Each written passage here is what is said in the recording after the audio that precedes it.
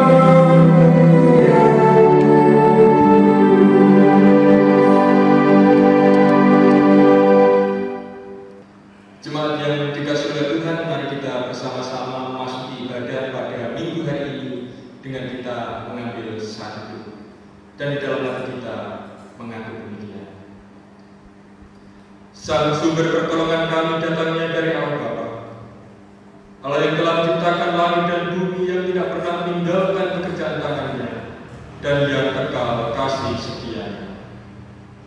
Salam dan sejahtera dari Allah Bapa dan Tuhan kita Yesus Kristus tercurah atas jemaat sekalian. Amin. Jemaat dipersilahkan duduk kembali. Bapak Ibu saudara yang dikasihi Tuhan, mari kita bersama-sama membaca Mazmur Tuhan yang akan menjadi dasar kepada kita pada saat ini, yang diambil dari Mazmur pasal yang ke-31 ayatnya yang ke-8 sampai dengan yang ke-16, yang demikian firman Tuhan. Aku akan bersorak-sorak dan akan bersukacita karena kasih setiamu, sebab Engkau telah menilik sengsara, telah memperhatikan kesesakan jiwa, dan tidak menyerahkan aku ke tangan musuh, tetapi menegakkan kakiku di tempat yang lapang. Kasihanilah aku, ya Tuhan, sebab aku merasa sesat, karena sakit hati mengidaplah mataku.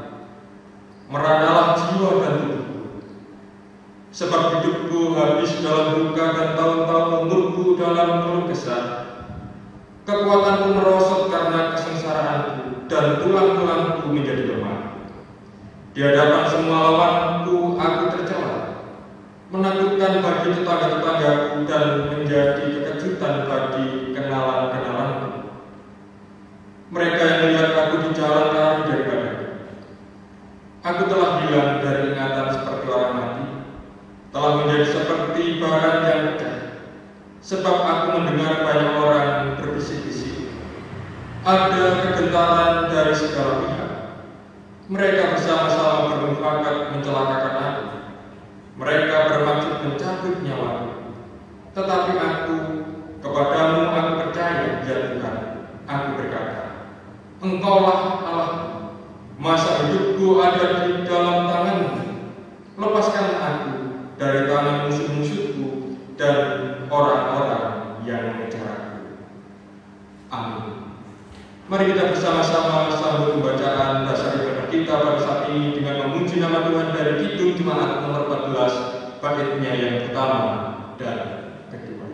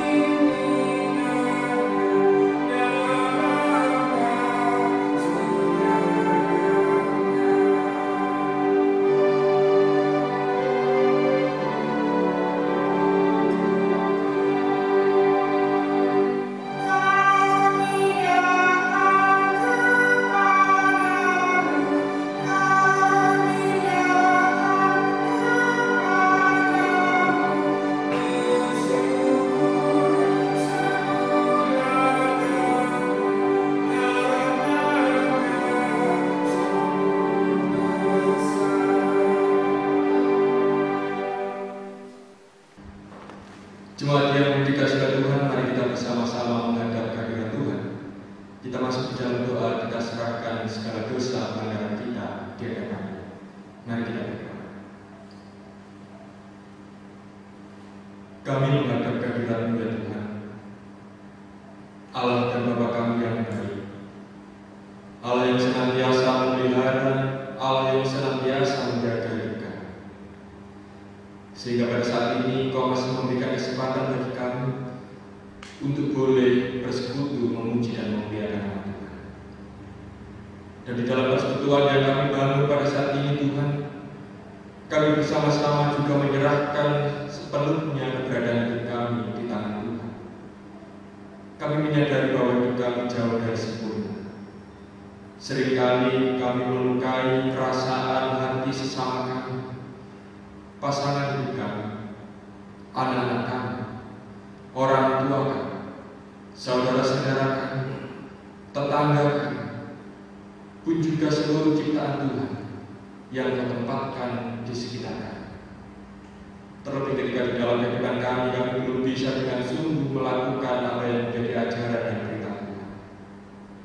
Oleh sebab itu ya Tuhan, dengan segala kerendahan hati kami memohon pengampunan daripada Tuhan, sehingga melalui pengampunan yang boleh Tuhan nyatakan dan anugerahkan atas hidup kami Engkau layakkan untuk menghadap tatamu yang suci dan kudus. Ampunilah kami ya Tuhan, ampunilah kami. Di dalam Kristus Yesus kami berdoa. Amin. Jemaat yang dikasihi Tuhan, mari kita bersama-sama mengungkapkan penyesalan dosa dan pelanggaran kita di hadapan Tuhan. Kita memuji namanya dari Kidung Jemaat 417, baitnya yang pertama dan ketiga.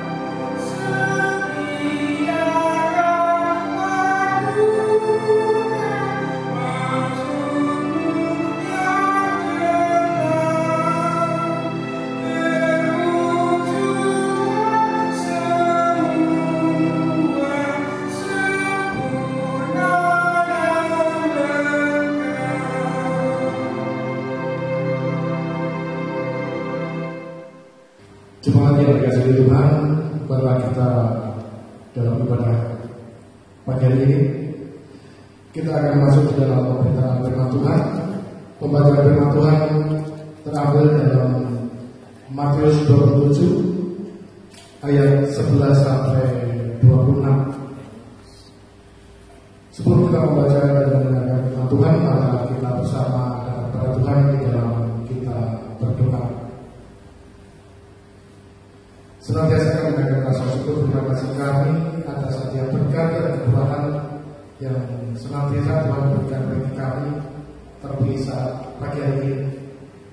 Di tengah kami bersekutu saat pagi hari ini ya Tuhan, di mana kami yang senantiasa menggunakan lawatan Tuhan atas hidup kami.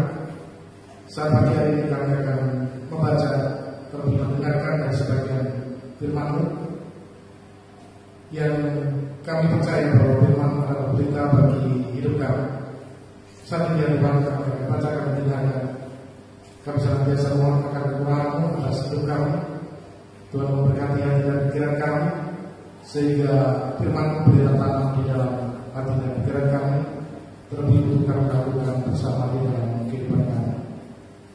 Saat ini Bapa, kami akan baca dan mendengarkan. Kami juga berdoa bagi saudara kami, Bapak Pendeta Yudi Satya Nugroho, yang akan menggunakan dari sebagian kebenaran firman. Berkati ya Tuhan hamba-Mu ini, sehingga apa yang boleh tersampaikan di dalam kehidupan kami bersama. Jemaat-Mu, kami boleh melakukan kehendak-Mu di dalam setiap kehidupan kami. Berfirman-Lah ya Tuhan, kami siap untuk mendengarkannya. Amin. Matius 27 ayat 11 sampai 26 yang dalam perikop Yesus di hadapan Pilatus. Lalu Yesus dihadapkan kepada wali negeri, dan wali negeri bertanya kepadanya, "Engkau kan raja orang Yahudi?" Jawab Yesus, "Engkau sendiri mengatakannya." Tetapi atas tuduhan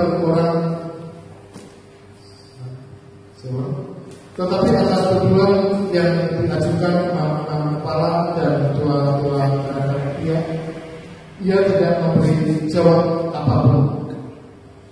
Maka kata Pilatus kepadanya, "Tidakkah engkau dengar betapa banyaknya tuduhan saksi-saksi ini terhadap engkau?" Tetapi dia tidak menjawab suatu kata pun, sehingga wali negeri itu sangat heran.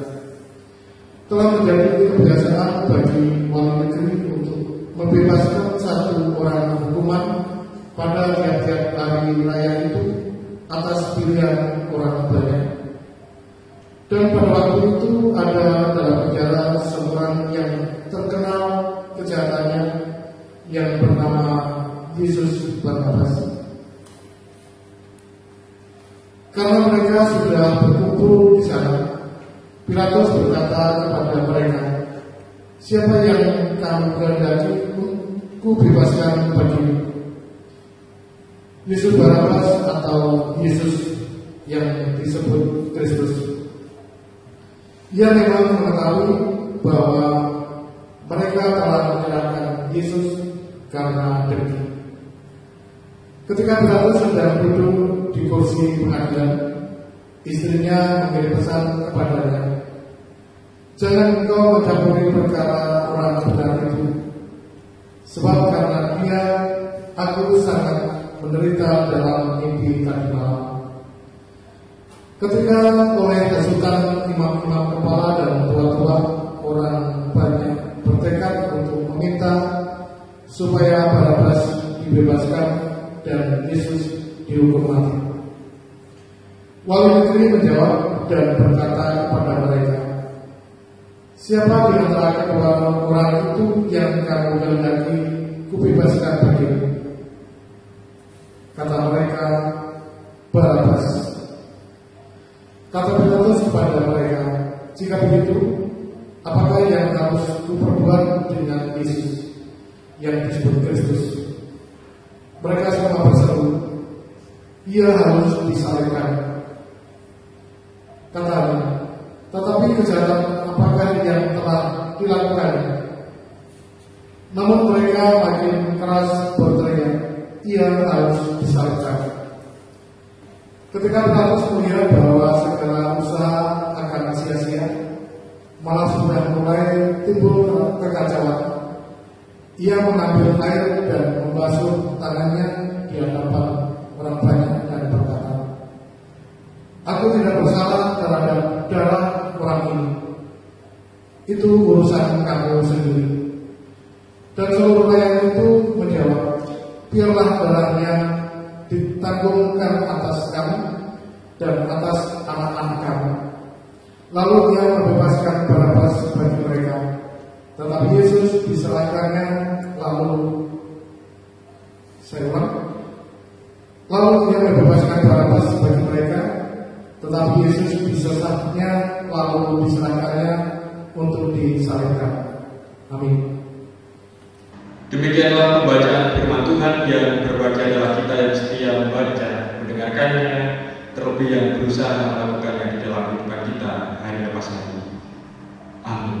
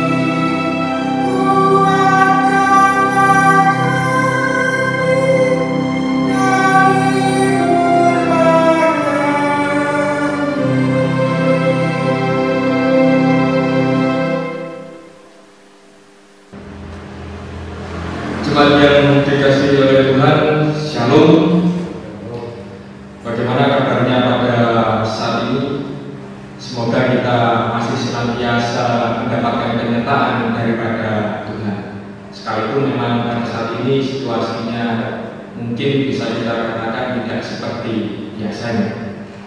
Ya Bapak Ibu saudari yang dikasihi Tuhan, nats firman Tuhan yang akan kita renungkan bersama, saya ambil ayatnya yang ke-12 yang demikian. Tetapi atas tuduhan yang diajukan imam-imam kepala dan tetua-tetua terhadap dia, ia tidak memberi jawab apa. Bapak Ibu saudari yang dikasihi oleh Tuhan, saya ingin bertanya kepada Bapak Ibu semuanya, siapakah di antara Bapak Ibu yang tidak pernah merasakan jatuh cinta? Siapa yang tidak pernah merasakan jatuh cinta? Atau siapa yang tidak pernah merasakan cinta atau mencintai? Saya yakin dan percaya bahwa kita semua pasti pernah yang namanya merasakan cinta, mencintai atau jatuh cinta. Lalu pertanyaan yang selanjutnya adalah bagaimana atau seperti apakah perasaan Bapak Ibu ketika Bapak Ibu merasakan jatuh cinta?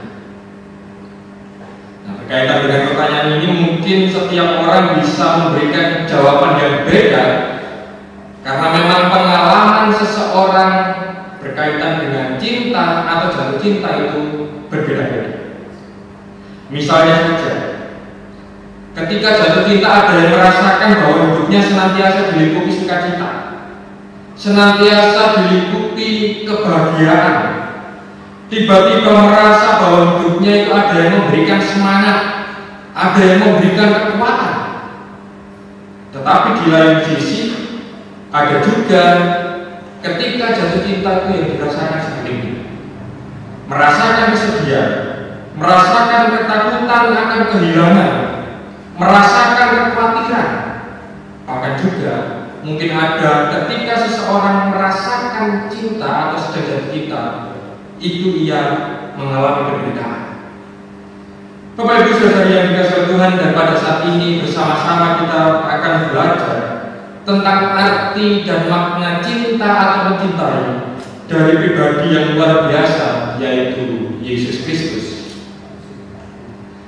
Jemaat yang dikasihi oleh Tuhan, konteks bacaan yang kita baca pada saat ini tadi, khususnya konteks lingkungan sosial yang sedang terjadi pada waktu itu, ialah ada sebuah rasa ketidaksukaan, ada sebuah rasa dengki yang itu dimiliki oleh para imam-imam kepala dan juga tua-tua orang Yahudi kepada Yesus Kristus.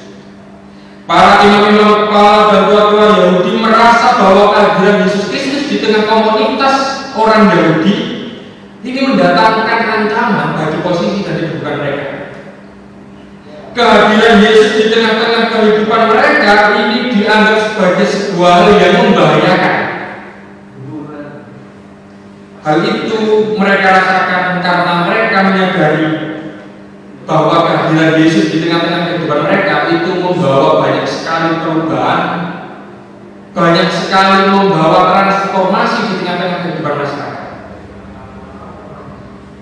Khususnya Bapak Ibu saudara yang dikasihi Tuhan, Yesus Kristus memberikan sebuah transformasi bagaimana hidup beragama yang benar di hadapan Tuhan. Bapak Ibu saudara yang dikasihi Tuhan, Yesus memberikan sebuah transformasi pengajaran untuk merombak model keagamaan yang bersifat munafik, yang pada waktu itu sangat jamak dilakukan oleh orang-orang yang ada. Hal itu bisa kita lihat pada Injil Matius pasalnya yang ke-23, ayatnya yang pertama sampai dengan yang ke-39. Di sana diperlihatkan bagaimana Yesus Kristus merombak sifat keagamaan yang munafik. Oleh sebab itu Bapak Ibu saudara yang dikasihi Tuhan, para imam kepala dan tua-tua Yahudi tidak menyukai keberadaan Yesus dan berniat serta memutuskan untuk membunuhnya. Hal tersebut bisa kita lihat pada pasal 27 ayatnya yang pertama yang demikian. Ketika hari mulai siang, semua imam kepala dan tua-tua bangsa Yahudi berkumpul dan mengambil keputusan untuk membunuh Yesus. Bapak Ibu saudara yang dikasihi Tuhan, mereka menyampaikan kepada masyarakat Yahudi bahwa Yesus Kristus ini telah melanggar ketetapan-ketetapan Allah. Yesus Kristus telah melanggar aturan Sabat.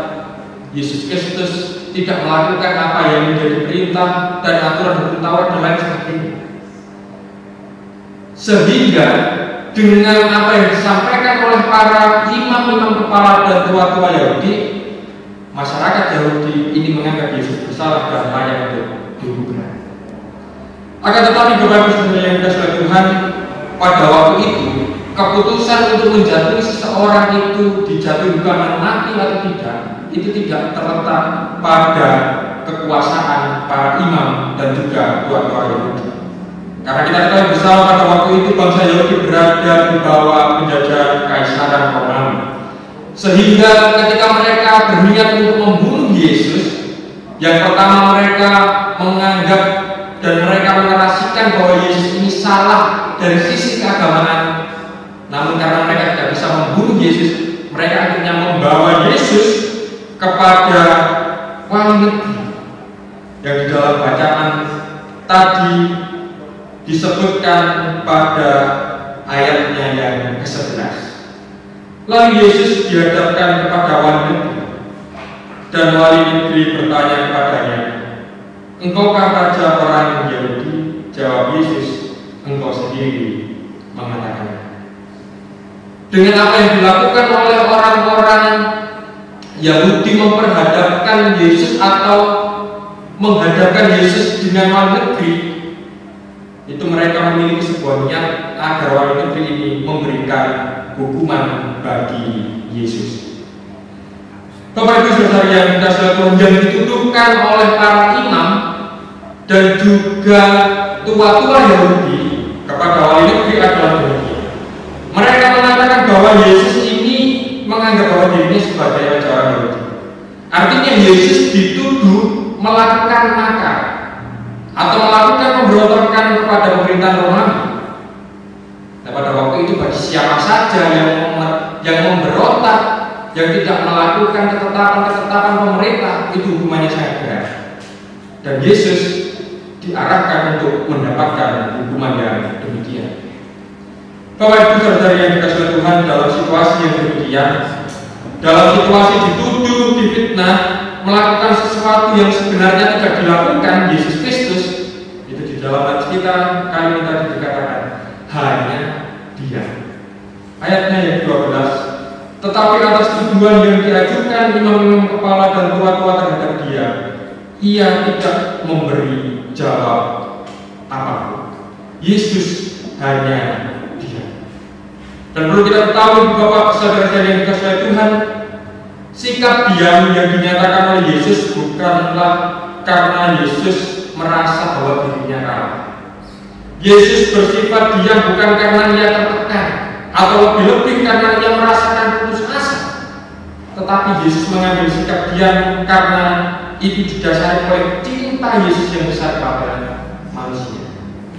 Mengapa kita bisa mengatakan demikian?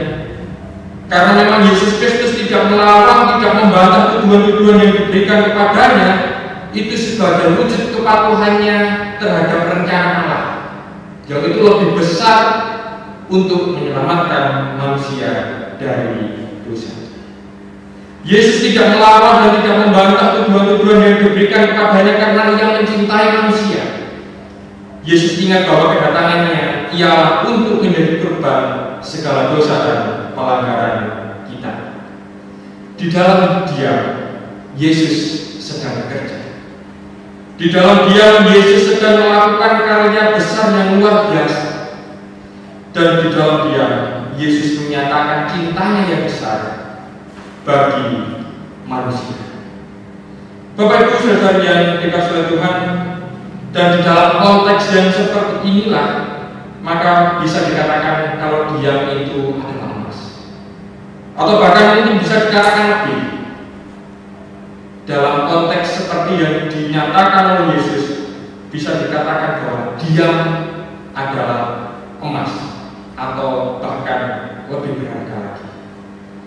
Bapak Ibu saudara yang dikasihi Tuhan, pada saat ini kita bersama-sama melaksanakan ibadah Minggu Prapaskah yang terakhir. atau yang kita kenal dengan Minggu Palmarum. Peristiwa Palmarum adalah peristiwa memuliakan Yesus sebagai Raja. Akan tetapi pada saat ini melalui firman Tuhan yang boleh kita dengarkan bersama, kita diingatkan kembali bahwa Yesus adalah Raja yang menang bukan karena mengalahkan Arema. Yesus adalah Raja yang menang bukan karena mengalahkan tua-tua Yahudi ataupun mengalahkan kekaisaran Romawi.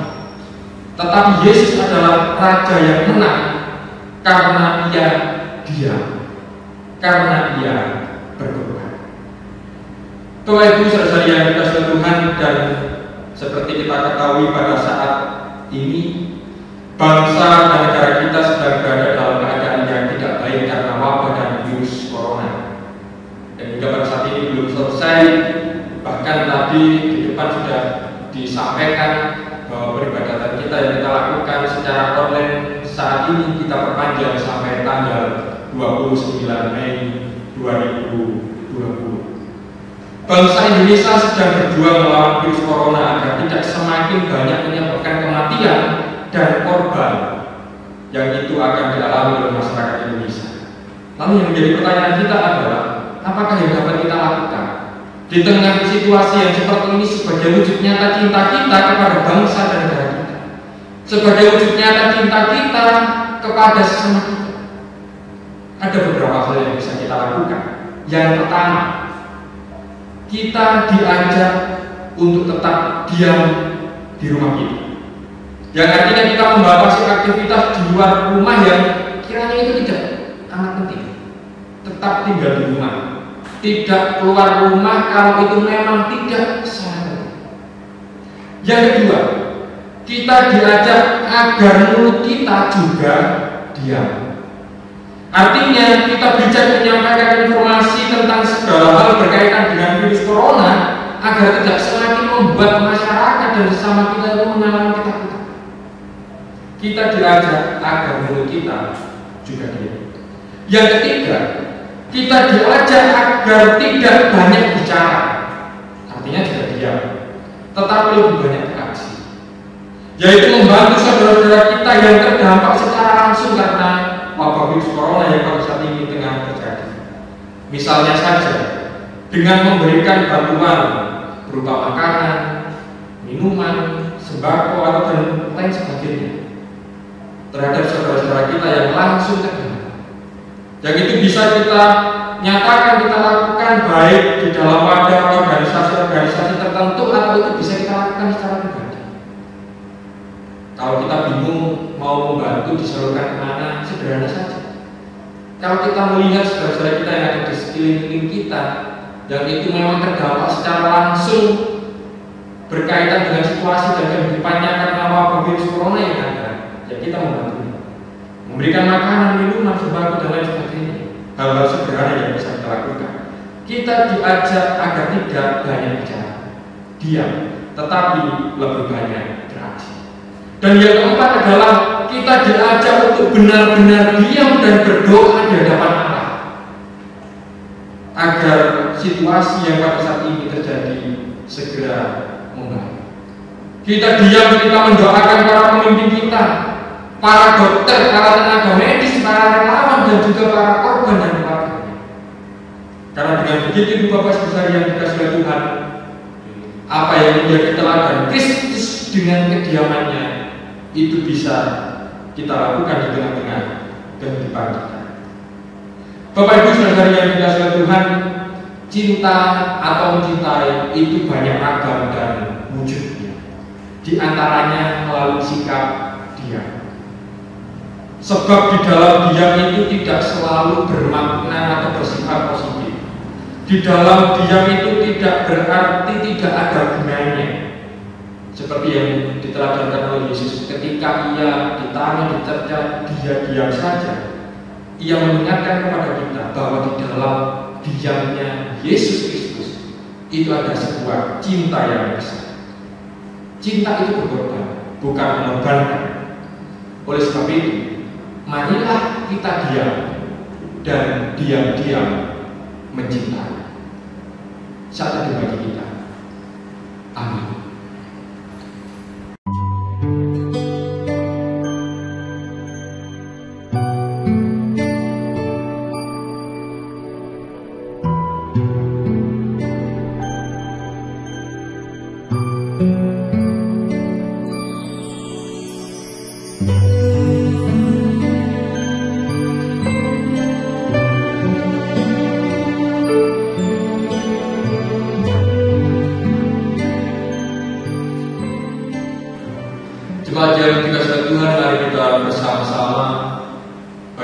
sendiri, kita memperbarui pengakuan iman kepercayaan kita kepada Tuhan dengan kita mengucapkan pengakuan iman rasmi.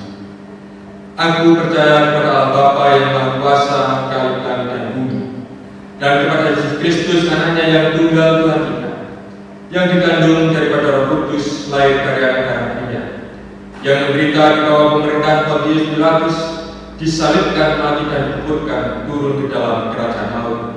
Pada hari yang ketiga bangkit pula dari antara orang mati, naik ke surga, duduk di sebelah kanan Allah Bapa yang Maha Kuasa, dan akan datang dari sana untuk menghakimi orang yang hidup dan yang mati. Aku percaya kepada Roh Kudus, gereja yang kudus dan am, persekutuan orang kudus, pengampunan dosa, kebangkitan daging, dan hidup yang kekal. Amin. Jemaat dipersilakan duduk kembali. Bapak-bapak, ibu-ibu, saudara dan jemaat dimanapun kita berada, pada saat ini mari kita bawa persembahan kita dan dikumpulkan di tempat yang telah kita sediakan. Sebagai dasar persembahan ini kita ambil dari Efesus 5 ayat 1 dan 2. Demikian firman Tuhan. Sebab itu jadilah penurut Allah seperti anak-anak yang kekasih, dan hiduplah di dalam kasih, sebagaimana Kristus Yesus juga telah mengasihi kamu dan telah menyerahkan dirinya untuk kita sebagai persembahan dan kurban yang harum bagi Allah. Amin. Kita ini dihitung PKJ 146 bait 1 dan 2.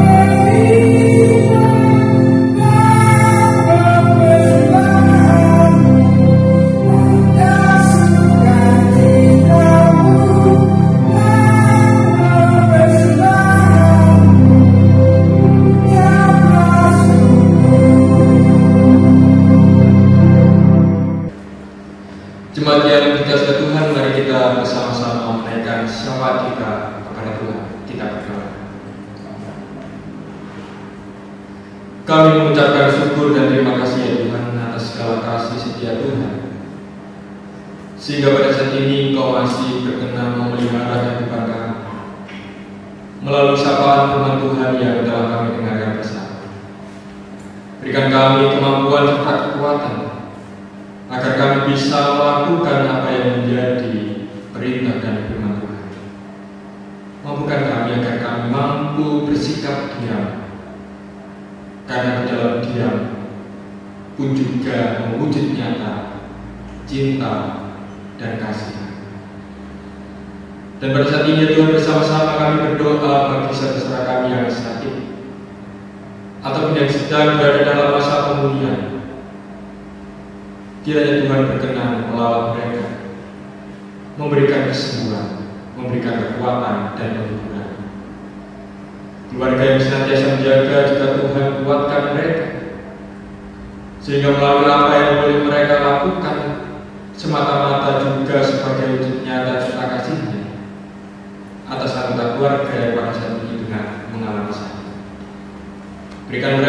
kesehatan, berikan mereka penghiburan dan juga kehidupan. Pada saat ini kami pun juga menyerahkan saudara-saudara kami yang sedang berada dalam masa pergumulan di tengah-tengah kehidupan, baik di tengah kehidupan pribadinya, di tengah kehidupan rumah tangganya, di tengah-tengah kehidupan usaha, pekerjaan, dan perekonomian. Tuhan menjamah mereka semua. Tuhan memberikan kekuatan, sehingga di tengah keadaan yang berat sekalipun, mereka tetap memiliki pengharapan dan tetap setia memandang wajah Kristus sebagai sumber pertolongan yang sejahtera. Kami juga berdoa bagi kehidupan para orang tua kami yang sudah memasuki usia lanjut, dan juga senantiasa memberikan mereka kekuatan, kesehatan, serta damai sejahtera.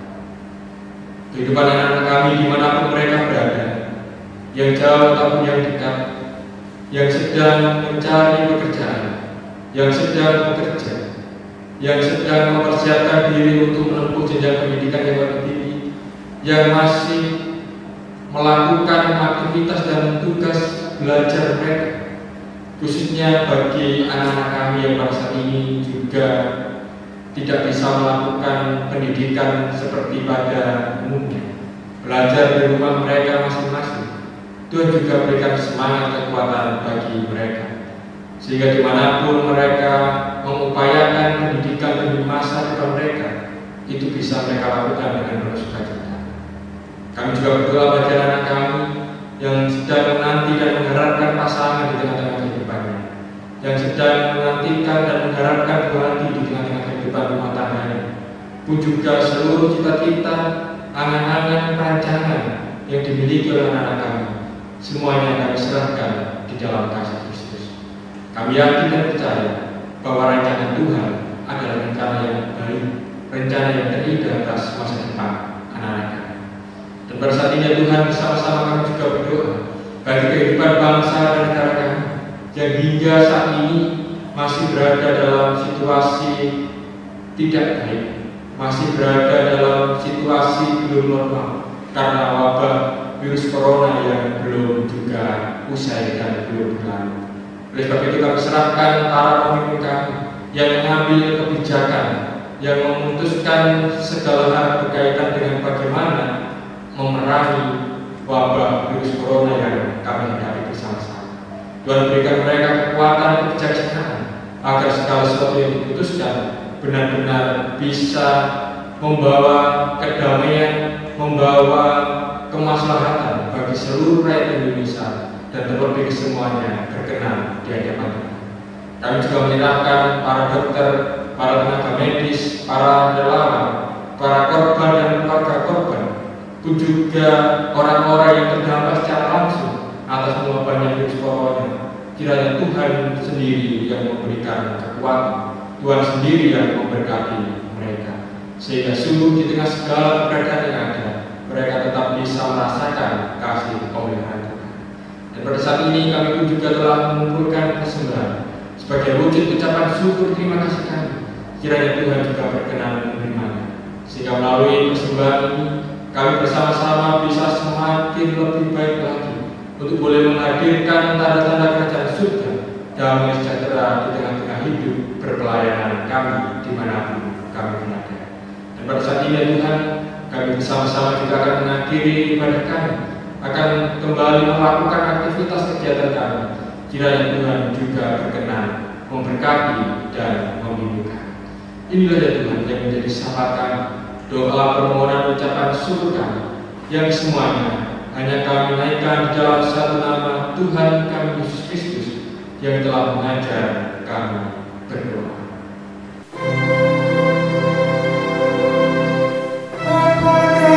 Seperti yang di surga.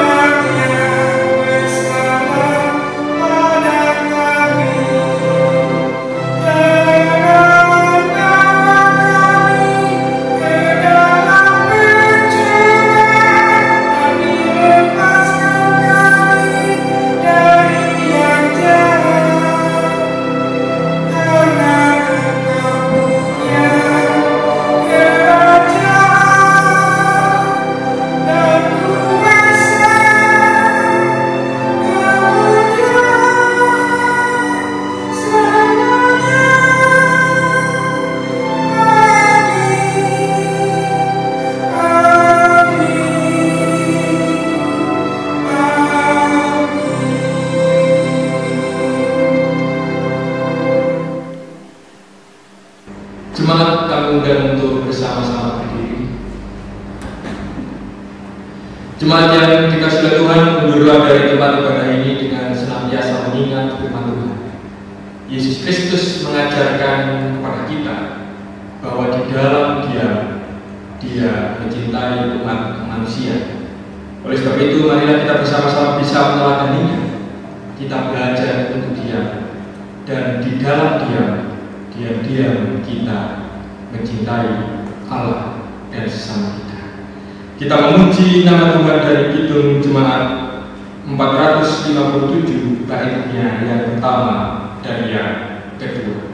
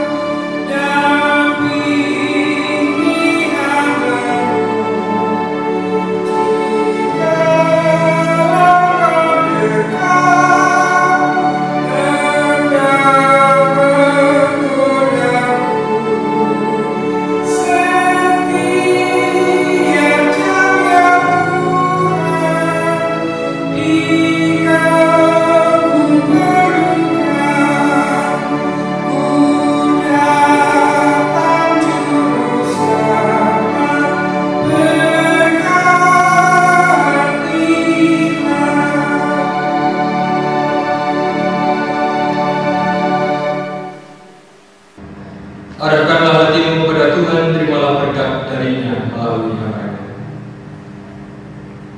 Kasih karunia dan damai sejahtera yang datangnya dari Allah Bapa, Tuhan kita Yesus Kristus dan persekutuannya dengan Sang Roh Kudus tercurah atas jemaat sekalian, kini kekal selamanya. Amin.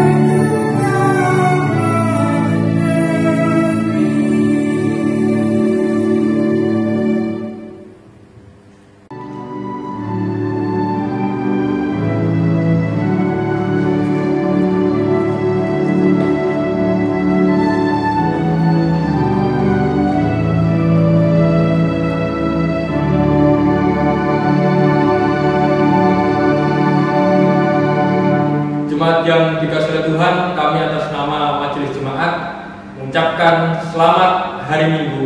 Tuhan memberkati.